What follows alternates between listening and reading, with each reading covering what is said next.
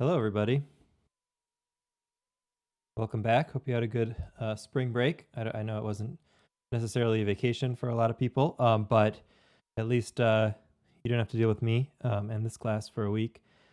So now that we're back, we don't actually really have that much more to go. If you think about it, our module ends on Friday, and then we just have two more modules, primarily dealing with the final project. We're going to learn some other stuff too, but that'll be a big part of it, um, and that'll be coming up next week. So, as we talked about before, today we're going to look at the finding reliable sources, reading scientific papers type activities, because that's going to form a big part of what's coming up in the future for this class. So we want to make sure that we have our fundamentals with that all good, and we know what we're looking at and how to deal with these things.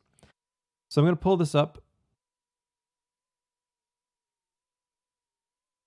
now, hopefully, if it works.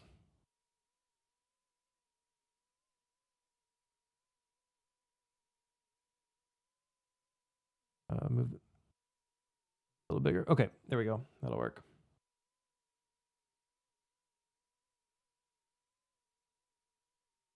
All right. So here's our Blackboard course. All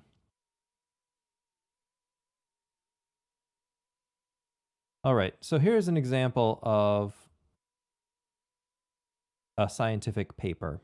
What we talk about when we talk about a scientific paper, and so we're going to look for a second about how to identify it, and then we'll talk about how to read it and how you find these things in the first place. So a scientific paper is a report of scientific research. When you do research either in a lab like chemistry research, or maybe with a population that you're experimenting on, animals or people or whatever, you work through this experiment, over sometimes a very, very long period of time, you get your results, and then in order to let people know about those results, you publish a report of your research, and that's what we refer to as a research paper, or a research article, or a research report, something like that. Sometimes we just call it a scientific paper. And it's just a report of the research that these people, or this group of people, did.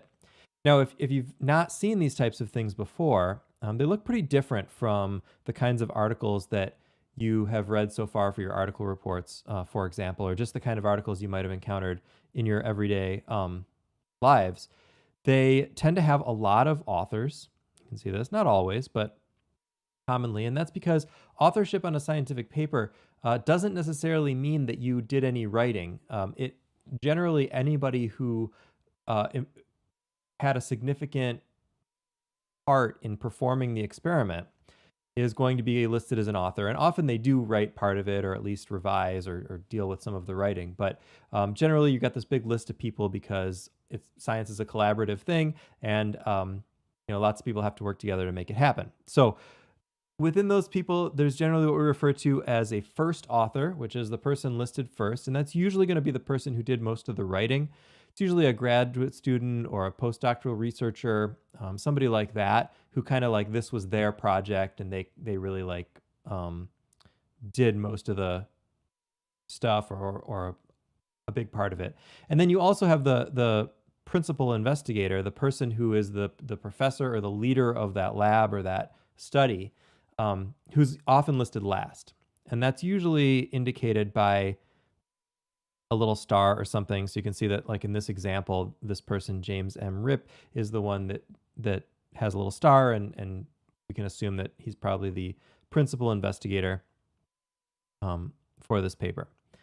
All right, so that from there, the paper is split into various parts. You usually have an abstract at the beginning. Sometimes it's labeled abstract, sometimes it's not. Sometimes it's just a big block of text.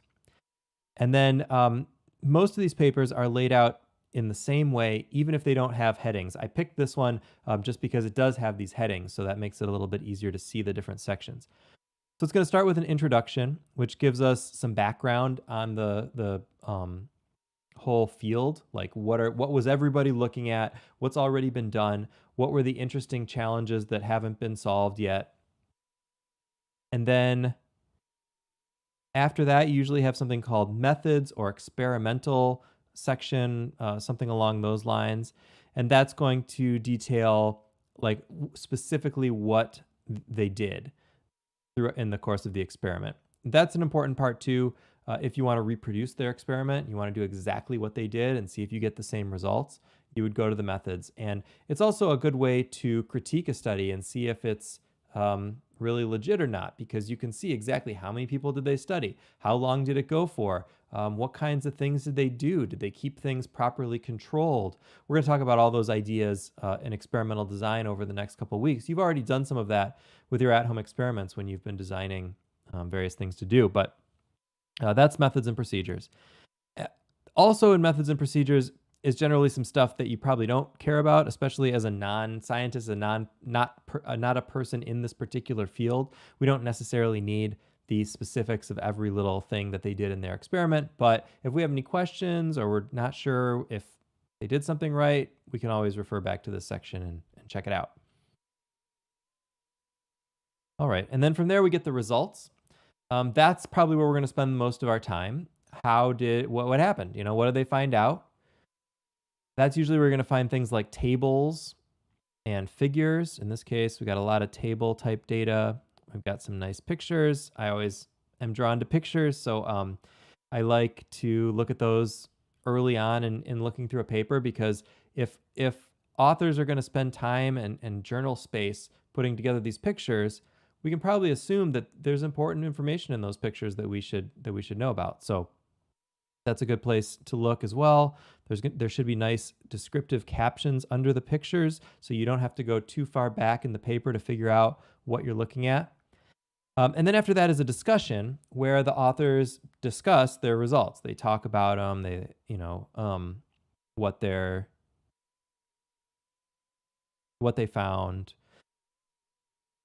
Perhaps the most important part of the discussion is generally in the second half of a discussion. If it's a good paper, authors should also report error analysis. Like I've commented to some of you with your at-home experiments, if stuff goes wrong or unexpected things happen, or you spilled something or something didn't quite get measured right the way you wanted to, you want to report that as well. You don't want to hide that. You don't want to hide negative things that happen that might call things into question. If you want to be a good ethical scientist, you have to report all your results and discuss all your results. So often they will talk about other possible explanations for what they found, things that maybe didn't quite work right. And then they'll usually have some sort of a conclusion. In this paper, it's not labeled separately as a conclusion, but they are talking about like kind of what they found. Okay, so they do start their paragraph here in conclusion. So that's a conclusion, right? They'll also often propose what to do next. So like, okay, we found out this piece of information, but no scientific study is a absolute whole thing in itself. It's just a little piece of data. Even if it was a big, long, complicated study, it's still just a piece of data. And so you want to know, all right, what else needs to be done so we can keep getting more information on this problem and keep trying to figure this out. So they'll often discuss that as well. At the very end of the paper, you'll see all these references. So a good scientific paper should cite lots and lots of other papers. That shows, in fact, anytime they assert something that they didn't actually find out themselves. So anytime they say, such and such is true, or this happens because of this, or whatever, if they didn't actually find that out in this particular study, they should be citing other papers that do that. So we try to be really careful in science not to just say things without being able to support them with other references. And then just before that, zoom in on this a little bit.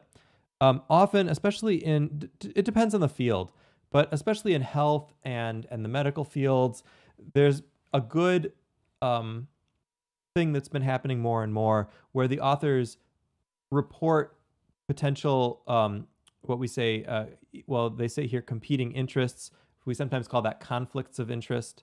So did these authors work for some company? Do they benefit financially from something that they are also trying to investigate impartially? So for example, this particular paper is about high fructose corn syrup, and the principal investigator here has received research funding from the Corn Refiners Association for this study. So this study was funded by a group that definitely has a financial stake in the results of this study. So that doesn't automatically invalidate a study. We don't say, oh, they took such and such money, so therefore this is just all nonsense. But it does make us kind of step back and say, okay, well, we have a conflict of interest here. We're going to be a little bit more careful about what we talk about, or what we use this paper for, or what we think about with this. So, you say this in the funding as well. Grant from the Corn Refiners Association. Again, doesn't mean we throw it out, but it is something we want to think about and maybe consider as we do this. The author's contributions, some journals also require this, and some people do it voluntarily. They want to know who actually wrote the words versus who participated in the experiment in other ways. So that's what's detailed there. All right, and so that's kind of like the overall anatomy of a scientific paper. If you pull up a PDF of whatever paper you're looking up, you'll generally see it in this format, this 2-column format with fairly small font with very dense tables and things like that. So it's a good way to just quickly know if this definitely looks different from your average news article or something. It's just in a different format, just looks different. Okay, so that's a scientific paper. So a couple of the references that I linked for this week for you to look at, just a couple other people's opinions on how to read scientific papers. And we'll get into, as we get into reading more scientific papers in the next unit, you may want to come back to this.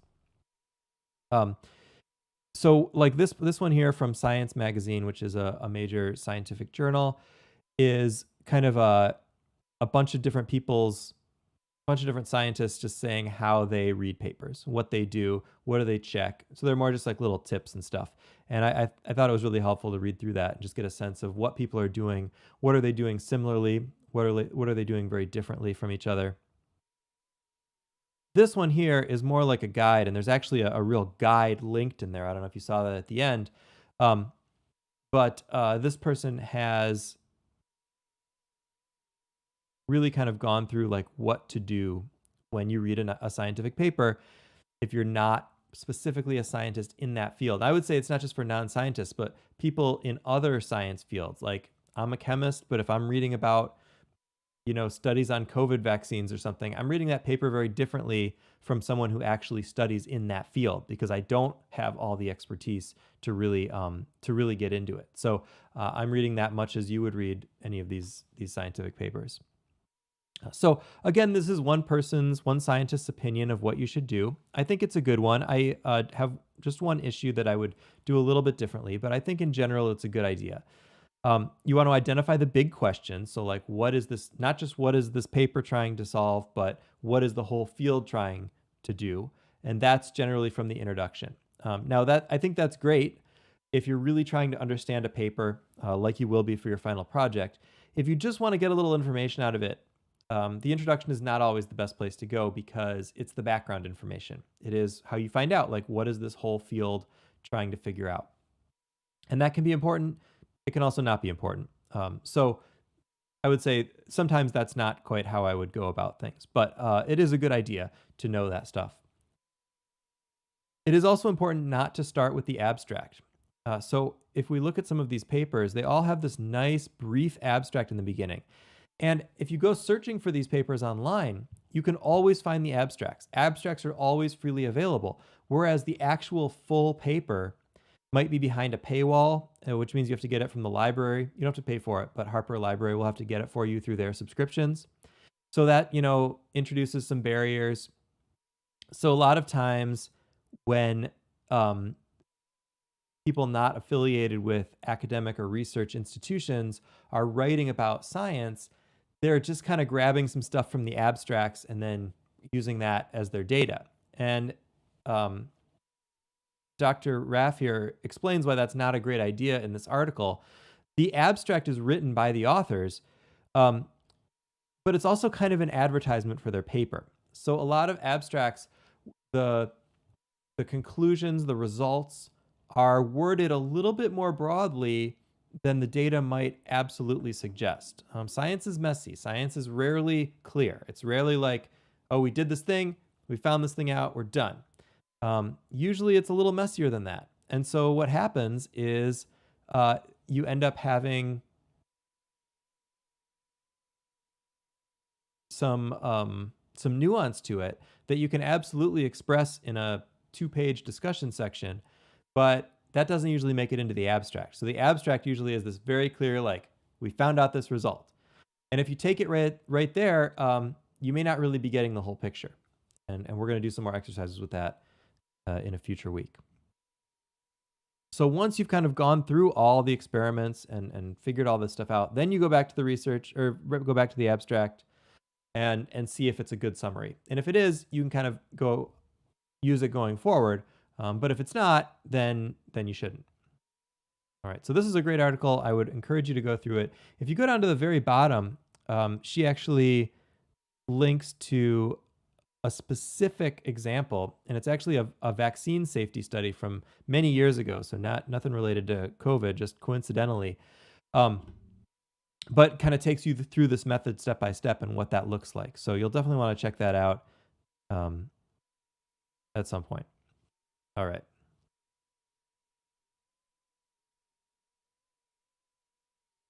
So let's take a look at the activity for this week, which isn't quite about scientific papers, but does touch on that. And that is how you find and assess sources for what you're saying or what you're trying to support. This is something you may have seen in another class. It's not only science related. This would be true in many fields. As you know, when you just search some topic on the internet, you like on Google or whatever search engine, the results that you get back are not necessarily reliable sources. The search engines, especially also then if you get into social media and things like that, they have no incentive to send you reliable information. They have incentive to send you quick and easy information. And so a simple Google search on a topic often returns a bunch of unreliable information. And if you haven't heard that or learned that before, then learn it now. Some things come out great, but other things really don't. And so it's important to know what types of sites and what types of information you can trust and what types you cannot. So this activity kind of helps you go through that.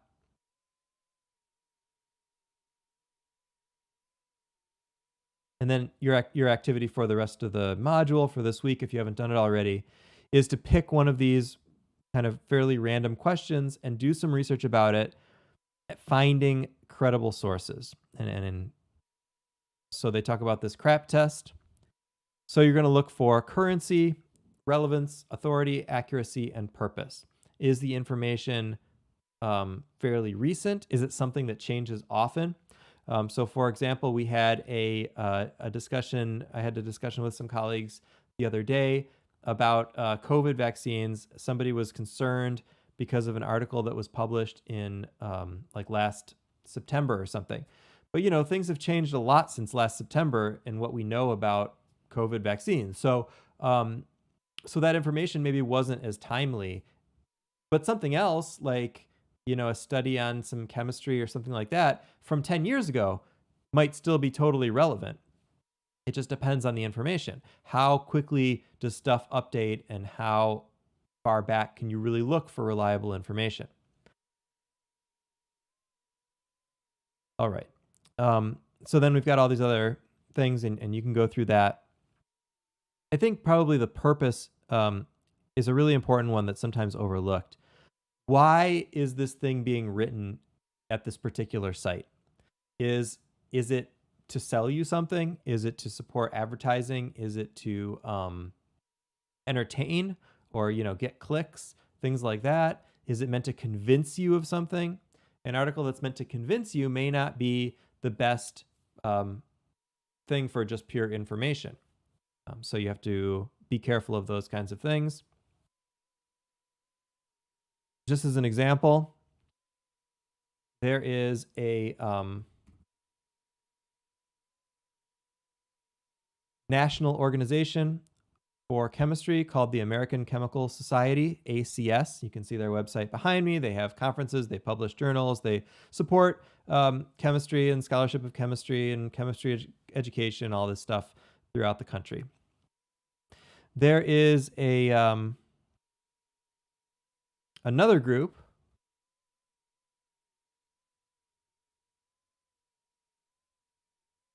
called the American Chemical Council,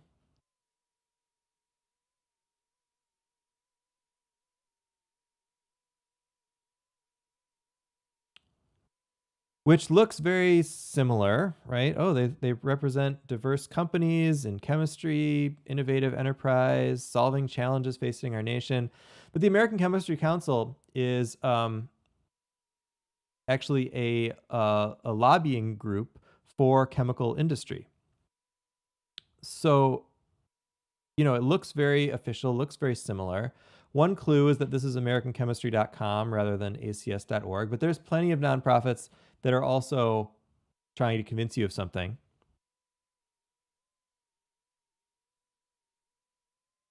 And, you know, they're pretty vague on like what they do.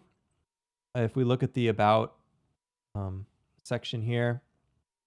So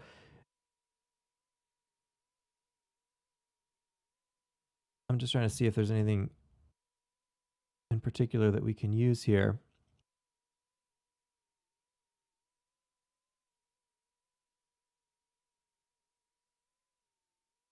You know, they put out press releases and talk about how good chemistry is. So, so for example, they have a list of various chemicals, and they have this plastics division that represents leading manufacturers of plastic resins. Right, so plastics. So, you know, because they represent manufacturers of plastics, they have an absolute, they have a monetary interest in plastics. So the information they give you about plastics may not be great. It may be biased because they're representing these companies who have a financial stake in, you know, selling you plastics, selling people plastics. That may not be the greatest place to get information. And as you can see there's nothing really about this website that really tips you off to it being necessarily unreliable. But if you go through these steps and we find out these things, we find out, you know, who they're representing and what they're doing, then, you know, we're not going to go to the fact sheets and infographics from them. So for example,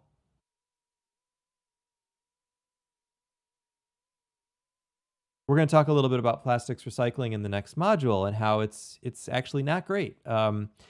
Plastics don't recycle as well as we've somewhat been told.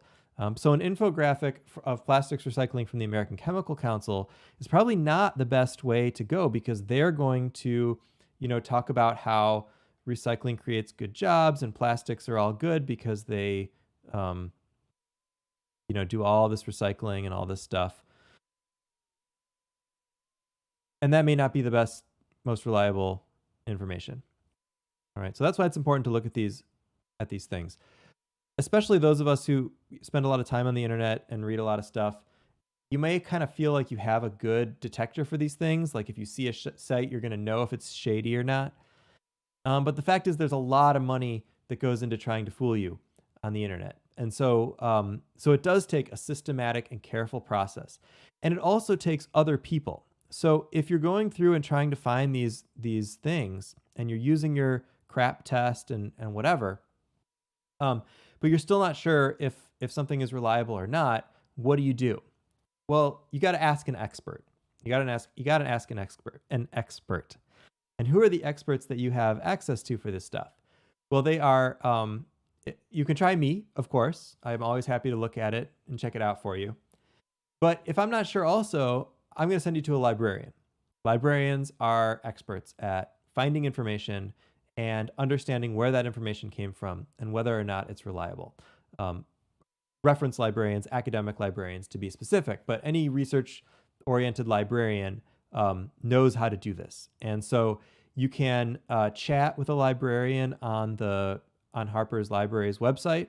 I think the library is starting to have some open hours as well, where you may be able to talk to somebody. I don't think you can just show up yet in person, but you can find a librarian to talk to about your sources. You can always talk to me. And moving forward, hopefully you have a better sense of where to find your information. All right. So that's that stuff. So now I also want to look at the some answers to the worksheets that you did for this module as well. But you know what? Actually, I think I'm going to hold off on those until Friday because then you'll still have time to do the quiz and you have a little bit more time to work through them on your own. If you have questions on them, if you work through those worksheets and you are and you're not sure, you know, or I know some of those questions were kind of hard, let me know. If you're here right now, you can type them in the chat. If not, you can send me messages later and I'll address them on Discord or email or on Friday if it can wait that long, but I'll try to get to you sooner than that. So, all right, I'll hang around for a second if there's any questions in the chat. Otherwise, I will see you on Friday.